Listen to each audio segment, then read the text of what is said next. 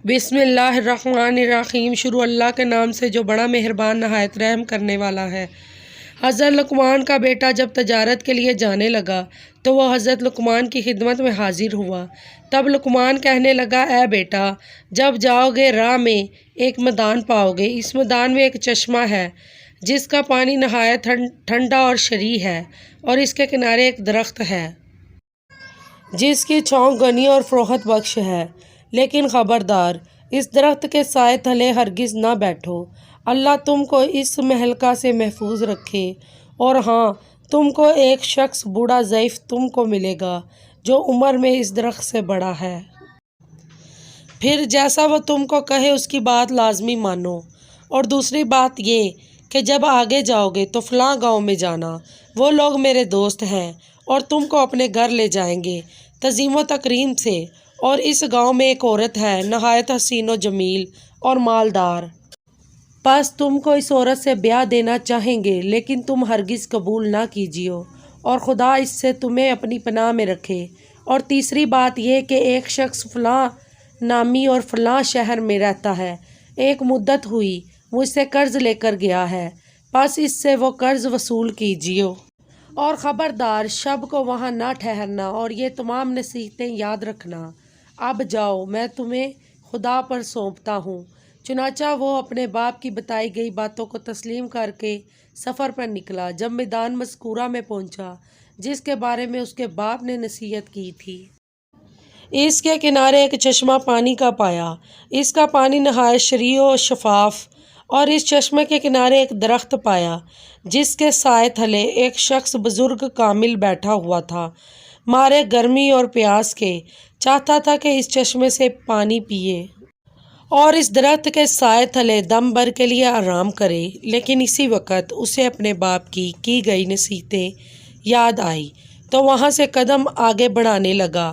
تب اس بزرگ نے جو درخت کے نیچے بیٹھا تھا پکارا، اے لڑکے، کہاں جاؤ گے؟ ایسی دھوپ میں اور سخت گرمی پڑ رہی ہے، بس اس چشمے کا ٹھنڈا پانی پیو اور ذرا چھاؤں کے تلے دم لے لو، میرے پاس آ کر بیٹھو۔ لڑکا بولا، ہرگز نہیں بیٹھوں گا، میرے باپ نے مجھے منع کیا ہے اس درخت کے سائے میں بیٹھنے سے۔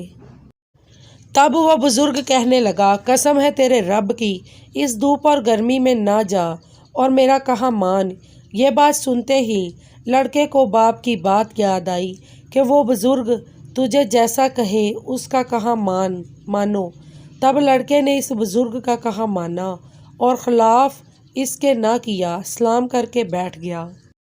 چشمے سے ٹھنڈا پانی پیا اور تھوڑی دیر سستانے کو لیٹ گیا، سو گیا۔ تبھی اس درخت پر سے ایک سانپ اس لڑکے کو کاٹنے کے لیے اترا۔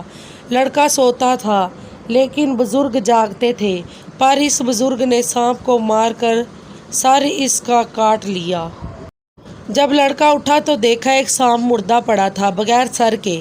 پس بزرگ سے حال حقیقت معلوم کر کے متعجب ہوا اور باپ کی پہلی نصیحت کا راز جانا۔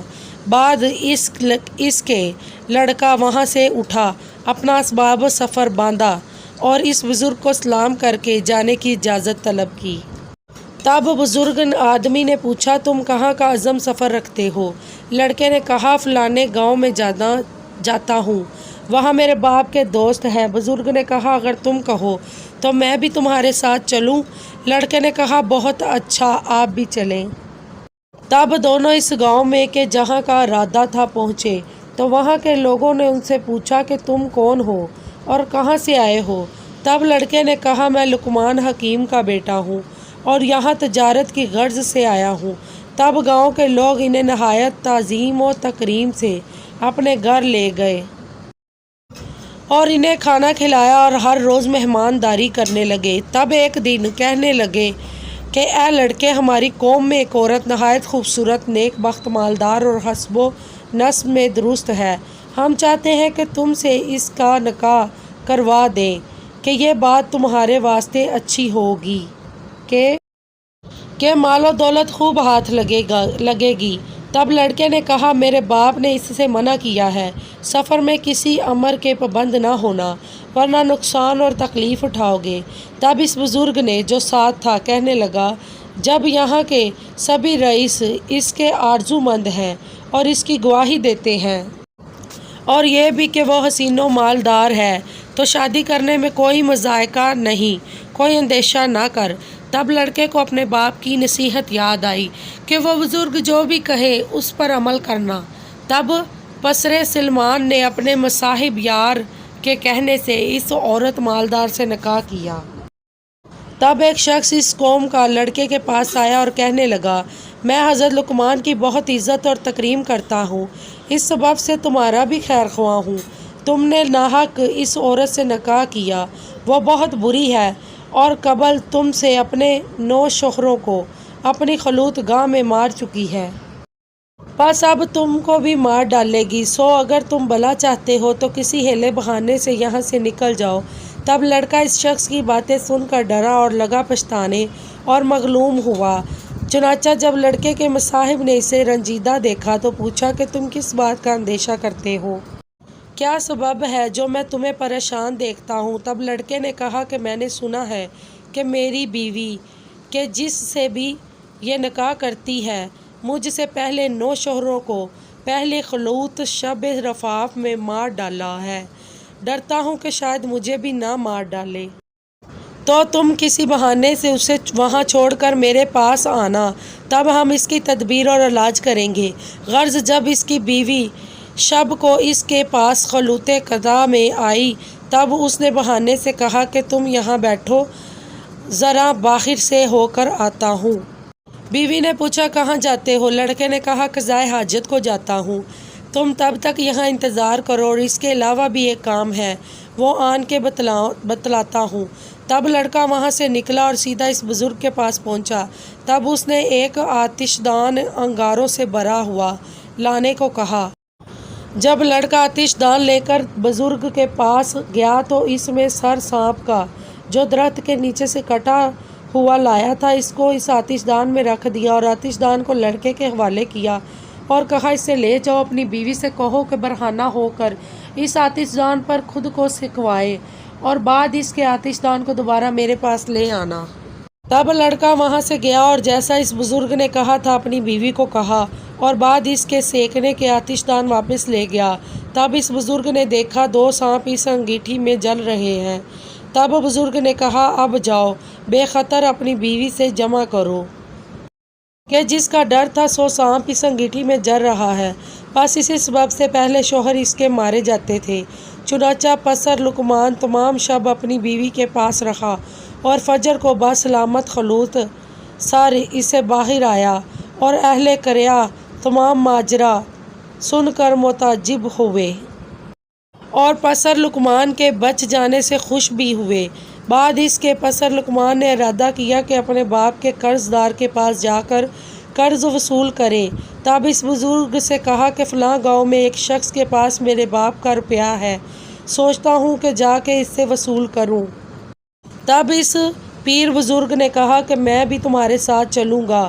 تب دونوں آدمی اس شخص کے پاس گئے، وہاں کے لوگوں سے اس کے بارے میں پوچھا تو لوگوں نے کہا وہ شخص تو بڑا فسادی اور دغا باز ہے، پس تم ناحق یہاں اپنی جان گنوانے کے واسطے آ گئے، سو تمہارے حق میں بہتر ہے کہ یہاں سے چلے جاؤ۔ اور وہ دغا باز آدمی کسی کا روپیہ لے کر واپس نہیں کرتا، لیکن ان دونوں نے لوگوں کی بات نہ مانی اور وہاں سے اس شخص کے پاس پہنچے، اور بعد اسلام کے لڑکے نے کہا کہ میں حکیم لقمان کا بیٹا ہوں اور اپنے والد کا قرض وصول کرنے کو آیا ہوں۔ تب اس نے کہا بہت اچھے، آپ ہمارے بزرگ زدے ہیں، تو سو آج کی رات مہمان نوازی کا شرف بخشے، صبح کو حساب کتاب کر کے جو روپیہ بنتا ہے سو واپس کروں گا۔ لڑکے نے کہا میرے باپ کا حکم نہیں کہ شب کو یہاں ٹھہروں۔ تب اس بزرگ نے کہا جو اس کے ہمراہ تھے، اور اے لڑکے کچھ پرواہ نہیں، چلو آج کی شب یہاں رک جاتے ہیں، پھر جو خدا نے ہماری قسمت لکھی ہے سو ہو کر رہے گا۔ چنانچہ اس بزرگ کے کہنے پر کہ اس کی کرامت سے بھی پسر لقمان آگاہ تھے اور باپ کا بھی حکم اور نصیحت تھی کہ اپنے ساتھ والے بزرگ کی بات مانو، تب اس سبب سے دونوں شب کو اس دغا باز شخص کے مکان پر رہ گئے۔ جب کھانے وغیرہ سے فارغ ہو چکے تو ان دونوں کو لب دریا بنائے گئے، ایک مکان پر لے گیا اور وہ مکان اس طرح سے بنا تھا جو کوئی شب کو اس میں سو جاتا جوار پھٹا آ کر اسے ڈبو دیتا۔ ان دونوں کو اس مکان میں ٹھہرنے کو کہا، چنانچہ پسر لقمان سو گیا اور بزرگ جاگتے رہے۔ جب آدھی رات کا وقت ہوا تو موجیں چڑھنے لگیں، پانی مکان پر چڑھ گیا۔ تب بزرگ نے لڑکے کو نیند سے بیدار کیا اور وہاں سے اٹھ کر اوپر بالا خانے پر گئے کہ جہاں اس دغا باز آدمی کے بیٹے سو رہے تھے وہاں تشریف لے گئے۔ وہاں سے اس کے بیٹوں کو تخت سمیت اٹھایا اور نیچے اپنی والی جگہ پر سلا دیا، خود اوپر ان کی جگہ پر سو رہے۔ جب فجر کے وقت ہوا وہ شخص آیا اور دیکھتا ہے کہ دونوں اوپر والے طبق میں اس کے بیٹوں کی جگہ سو رہے ہیں، اپنے بیٹے نیچے مکان میں ان کی جگہ پانی میں مردہ پڑے ہیں۔ تب پکار کر کہنے لگا کہ افسوس، صد افسوس، میں نے تمہارے واسطے یہ فریب کیا تھا کہ تم کو مار ڈالوں، یہ میں اپنے فریب میں آپ ہلاک ہوا، میرے سب بیٹے مارے گئے۔ تب ان دونوں نے کہا، وہ جو کسی کے لیے بدی کرتا ہے سو در حقیقت اپنے لیے کرتا ہے، بامصادق اس آیت کے، یعنی نہیں گھیرتا ہے مکر کرنے والوں کو۔ الغرض لقمان کے بیٹے نے اس دغا باز شخص سے اپنے باپ کا روپیہ وصول کیا اور اپنی بیوی کو کہ جس سے وہ وہاں نکاح کیا تھا کو لے کر ماں اس بزرگ اور اسباب کے اپنے وطن واپسی کا سفر کیا۔ جب پسر لقمان اپنے مکان کے قریب پہنچا تو اس بزرگ سے پوچھا کہ اے بزرگ زدے، تو اتنا عرصہ میرے ساتھ رہا، سو تو نے مجھے کیسا پایا؟ تب لڑکے نے کہا، بے شک میں نے آپ کو نیک مرد پایا اور آپ کی برکت سے بہت سی مصیبتوں سے نجات پائی اور نیک بخت بیوی پائی اور اس قدر مال و اسباب پایا۔ تب اس بزرگ نے کہا، مال میں سے مجھے بھی آدھا حصہ دو۔ تب لڑکے نے کہا، آپ اپنی مرضی سے لے لو جتنا حصہ چاہیے۔ بزرگ نے ایک طرف بیوی کے ساتھ تھوڑا سا مال رکھا اور دوسری طرف زیادہ حصہ مال اسباب کا رکھا اور لڑکے سے کہا کہ ان میں سے جو تم کو چاہیے لے لو، دوسرا حصہ میرے واسطے چھوڑ دو۔ تب لڑکے نے اپنی بیوی اور اس کے ساتھ والا تھوڑا حصہ مال اسباب کا چنا اور کہا، میرے لیے یہ کافی ہے۔ چنانچہ دونوں فریق اپنا اپنا حصہ لے کر چلے۔ تھوڑی دور گئے کہ بزرگ نے لڑکے کو آواز دے کر روکا اور اس سے پوچھا کہ اے پسر لقمان، تو کس سبب سے مجھے زیادہ حصہ مال کا دیے جاتا ہے؟ کہیں اس کا سبب یہ تو نہیں کہ تو نے جو کرامتیں مجھ سے دیکھی ہیں ان کی وجہ سے مجھ سے خوف زدہ ہو کر زیادہ مال دیے جاتا ہے؟ لڑکے نے کہا، ایسا بالکل نہیں، بلکہ یہ تو اس سبب سے ہے کہ میں نے آپ کی برکت سے جو نفع اٹھایا وہ اور مصیبتوں اور مشکلوں سے رہائی پائی، سو اس سب کے سبب خوش ہو کر آپ کو یہ سب اپنی خوشی اور مرضی سے دیے جاتا ہوں۔ تب بزرگ نے کہا، اے لڑکے، تمہاری نیک نیتی اور اعلی ظرفی اور اخلاق سے میں بہت خوش ہوں اور یہ سب مال اسباب بھی تم ہی لیتے جاؤ، بھلا ہمارا اس دنوی مال اور اسباب سے کیا کام؟ اور غرض ہوئی۔ لڑکے نے پوچھا کہ آپ کون ہو اور کس سبب سے میرے ساتھ رہے؟ بزرگ نے کہا کہ میں اللہ کا بھیجا ہوا ایک فرشتہ ہوں اور تمہارے باپ کی دعا کے سبب اللہ نے مجھے تمہاری حفاظت اور نگہبانی کے واسطے مقرر کیا تھا اور تم کو تمہارے باپ کا روپیہ دلایا اور راہ بتلائی تم کو، اور ہمارا ذمہ تو لوگوں کے ساتھ بھلائی اور مہربانی کرنا ہی ہے اللہ کے حکم سے۔ بس اب تم سے رخصت ہوتا ہوں اور تم بھی اپنے گھر کو جاؤ۔ تب لڑکا سب مال و اسباب اور بیوی کو لے کر گھر آیا اور تمام احوال راستے کا اپنے باپ سے بیان کیا۔ حضرت لقمان نے بھی اللہ کا شکر ادا کیا۔